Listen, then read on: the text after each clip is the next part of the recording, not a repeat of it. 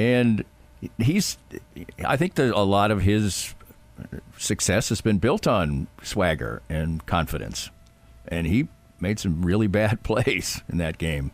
And then at the end, when he could have pulled it out, it was a long shot anyway, but he fumbled the football. So, it wasn't good. And UNLV, they didn't just pummel Utah Tech last week and get 500 yards rushing. I mean, they worked. They beat Houston, yeah. They worked them on the road, 27-7. I mean, it wasn't even a game. Now, I don't think Houston's going to be very good.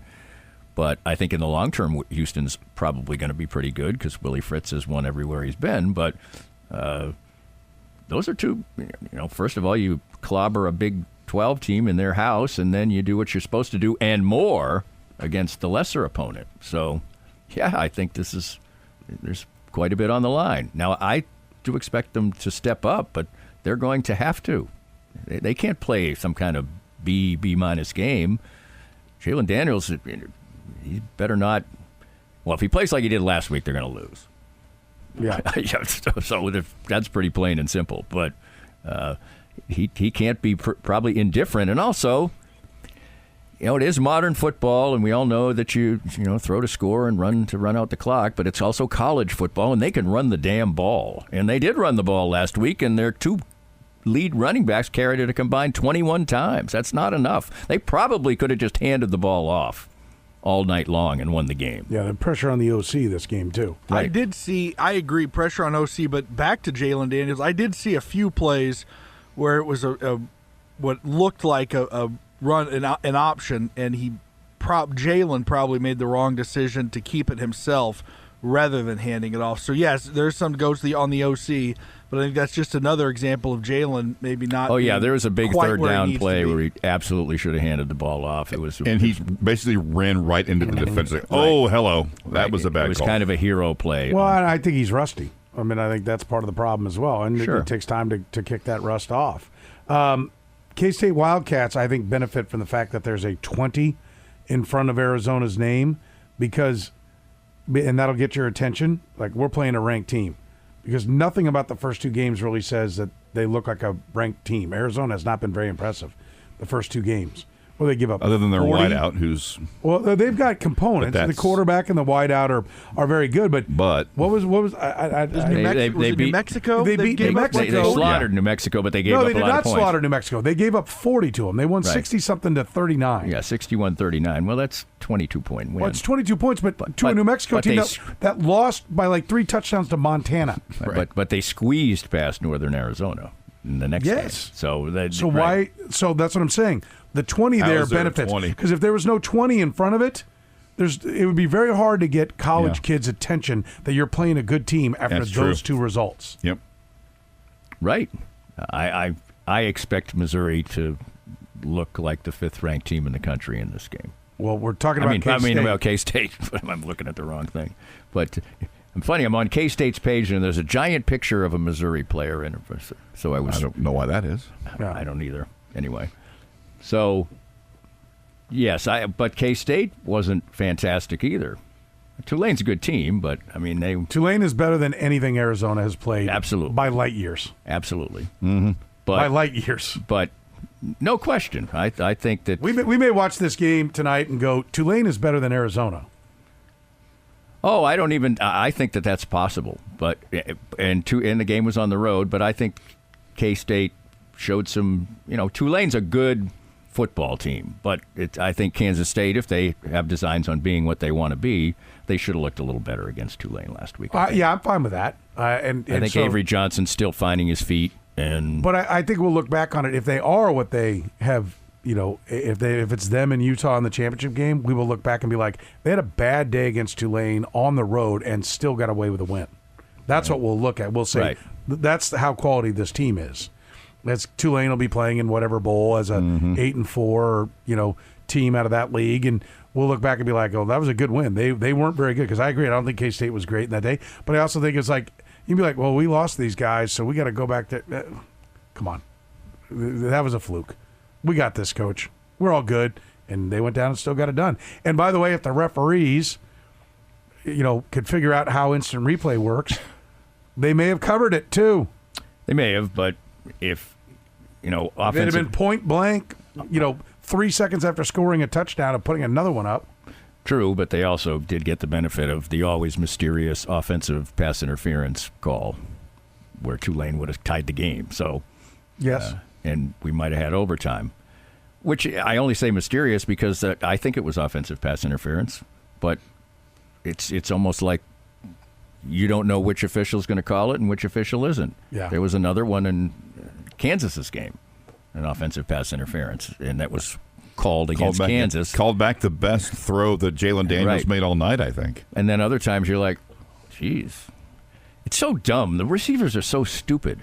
All you got to do is run down there and get in the way. I don't know why they contact these people. Yeah. You know, your job is just to make sure the guy can't go where he wants to go. It was not a good sell You don't have to job. go hit him. Yeah. You just have to stand in the way like a chess piece. Yeah. You sometimes- moron. Yeah. It was not a good sell job by the guy. I mean, it's just dumb. Nothing bothers me more than dumb football. You moron. We'll talk about the Missouri Tigers. They've Yeah, got well, now we'll talk about Bill Missouri. O'Brien in Boston College. We'll talk about that game next here in the I program. was trying to get him in there quicker. More of Danny's Reasonably Irreverent podcast after this. Did you experience hail damage last year and never got the work done? Most insurance companies only give you a year to get the roof fixed. And if you don't get it done, you could possibly not be compensated in full for the replacement of your roof. If you've been procrastinating getting that damaged roof taken care of, give us a call at 913-257-5426. And we'll send out an expert to help you through the process. We're never pushy, we're just here to help. Easton Roofing. Integrity matters.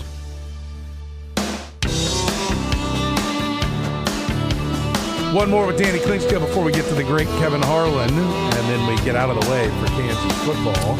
So should we be holding two fingers in the air here this Second hour? quarter? No. Next hour we'll hold three. Okay. You will wrap up in the third With quarter. the mighty Kevin Hart. That's It's right. a hockey game, this version of the program. Yeah. Third Three period. periods. Yeah. Period number 2 here with Danny Klingscale, brought to you by Easton Roofing, Kansas City's best. If you have not had that roof check for a while, let Easton Roofing get up there and check it. I know I'm not climbing on those ladders. They helped me out. I thought I was headed to a major, not even a repair, just a total re-roofing. Turns out I only needed a couple of things fixed. Easton Roofing got up there, took photos with the iPad, show me everything, show me how they'd fix it, and it has been great. That's been like 5 or 6 years. Not a problem at all. There's only one company I call when we need help with the roof. It's Easton Roofing. Find them online at eastonroofing.com or call 913-257-5426, whether it's your home or your business. It's Easton Roofing when it comes to the roof. Danny, MIZ. VBC. The BC. I think this is an exact replication of what you said the last time, that I think that Missouri benefits by the fact that there's a 20 in front of Boston College, and that they played Agreed. Florida State in a complete standalone football game that probably everybody watched. That's what I think they better. But I do think BC's better than people I thought do they were think so. coming in. It's a feisty little program. Right, That and can- I think that can they have get a ya. real, they have a real live football coach. As much as in the NFL, people didn't like Bill O'Brien, whatever, they fancied him a clown. He's been a good football coach at a lot of stops for a long time. He's apparently instilled a lot of confidence in this team that, we're here to play real football. We're not the underdogs. We're not this, we're that. We're a real college football team, which is a tough sell in Boston College because it's a pro sports town, and they don't care. But the only reason I know a little bit more about it is because my family lives there, and I subscribe to the Boston Globe. Because it's 1/3 the price of the Kansas City Star to subscribe to it, which I have said to the people at the Kansas City Star before when they try to up my rates. Hey, I subscribe to the freaking Boston Globe. $4 a month. And did Mark Ruffalo ever play a reporter from a Kansas True. City Star paper? True. I don't think so. Right. I don't Talk to me. But it's not $4 a month in Boston, right? It's I don't know. $4 a month because That's that's fair. what they That's can a good get. point. Because I subscribe to some other out of town papers as well, and that's what they can get. They'll take that as opposed to nothing, but people will pay. Like if you want to subscribe to one of the New York papers, Right. It's cheap here in Kansas City as well. Go to New York and they gouge you again. You want to try? Go to Boston and subscribe to the Star. I'll bet it's $4. You know what? I'll give that a try. Give it a try. Maybe if I sort of reverse engineer it. Have one of your relatives go look and see what it would be to subscribe, and I'll bet it's cheap. In fact, Bill O'Brien said this week when someone asked him about playing Mizzou, he said, "Well, I get the Kansas City Star out here in Boston, and it's I do cheap." think it's somewhat utter BS. I mean, I think it's price fixing. It costs. Right. It costs what it costs. I'm not a fan of it. I'm just telling you why they're doing it. Right. Anyway, I expect that Boston College, while probably a program that's on the rise under Bill O'Brien, will get a nice dose of humility. Unless the Tigers, who occasionally will start to feel their oats a little bit when they're pretty good, maybe they'll do that in this game. I don't anticipate it. It's an early in the day home game. That's always a little bit of a maybe testy thing. Now it's 11:45 instead of 11 because it's on SEC Network, so maybe gives the fans a little more time. But you won't be watching, right? No, because you don't get it. SEC Network, unless that's why don't you get it? Is there another company involved that maybe? Yeah, you're Disney. Not, yeah, is it Disney or is it DirecTV? Well, the dispute. Yes, the answer is yes. Yes, it's a dispute. They still have not worked it out, and if they didn't work it out after the first Monday Night Football game and the first big weekend of college football, I think they were in the long haul. I don't want to go into it. I actually pay ESPN to have ESPN Plus, and if the game's on ESPN, I can't watch it on ESPN Plus. It's a mess, but the SEC is a Disney product, so if you got DirecTV, Mizzou fans, don't be shocked. Listen, I have DirecTV and YouTube TV, and I'm not proud of it. It's ridiculous. It's at least a write-off for me, so I'm not saying everybody should run out and do it, but I do at least get, whatever, 20, 30, 40, whatever you get back for writing it off at the end of the year because it's my job, or 85% of it, whatever I claim is my actual TV viewing for work, which is just about everything since about the only thing I watch are sports. But, it does suck. And it just sucks for me to change the channel. If I can't just go back and forth from an ESPN game to a Fox game. Right. You have to change apps. Okay, cancel 7 times to get to back ass out of YouTube. Okay, exit. Now watch the satellite receiver. Okay, now I've got that. Oh, hey, let's see what's on over there. Boy, yeah, and I got a dose of your Bally Sports because I was over at Joe Spiker's house the other day, and the Royals game came on. I said, hey, let's watch it from the start. He goes, no. The rewind and fast forward function is awful on this. And I'm like, darn, I wanted to watch it because I want to watch the whole game when I get home. Catch up during the commercials. Yeah, whatever. And he's like, no, I'm not even screwing with it. Because you hit rewind, it goes to the beginning, and you can't just press and hold the fast forward. You have to go through 15 seconds and at a time. I got to hear that firsthand. So it's not just Curtis, howling at the moon. It's not good. So anyway, I think the Tigers roll, and it'll look like a better win because of. I agree. Because of that, I agree. When I saw that number that high, I'm like, boy, Florida State sucks. And also remember, while for your sports watching, Royals early today, 5:40 start in Pittsburgh.